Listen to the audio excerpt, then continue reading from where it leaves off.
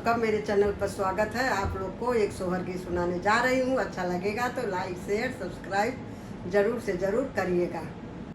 मचिया ही बैठला राजा तरानिया रज कर रानिया रज कर हो राजा चला जाता हटिया बा जरिया गुनगुन वाले औता गुनगुन वाले औता हो राजा चला जाता हटिया बा जरिया गुनगुन वाले औता तबाई ठीबा जाईती हो।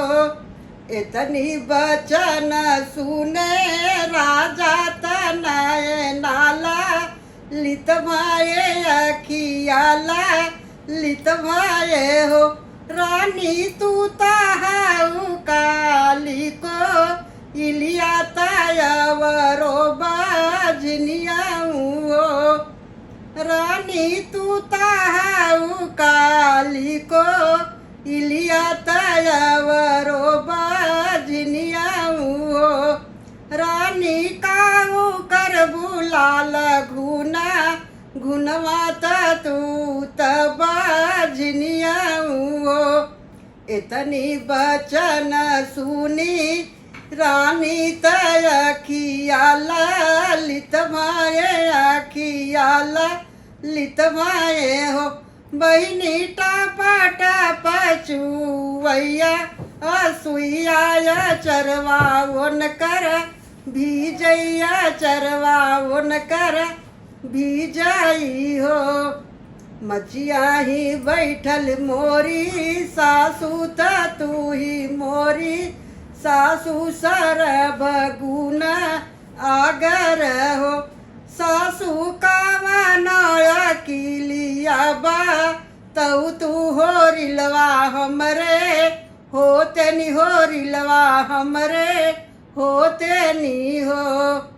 इतनी बचन सुनी सासू हसी हसी बोलाई हमके समझावाई हो बहू उठी के सुबह तू ना हायु त सूरजू मनाई यू सूरजू के पूजियू हो बहू उठी के सवेरे तू ना हायु त सूरजू के पूजू अरग तू दीहू हो। उत सबेर हम उठे त गंगायस नानकी है गंगायस नानकी है हो बहिनी सूरजू के दी है हम रगत सूरजू नाई त सूरजू नाई लहो सूरजू जे भैले मगन त हम के या शीसे नी हम के या शीसे नी हो बेटी तो हरे त होई है नंदा लाला होरी लवाखे लायू बाबू लवाखे लायू हो।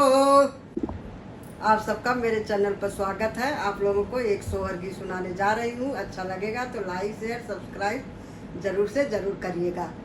मेरा गला थोड़ा सा खराब हो गया क्योंकि मैं जामुन खा ली हूँ इसलिए थोड़ा सा गला खड़खड़ा रहा है।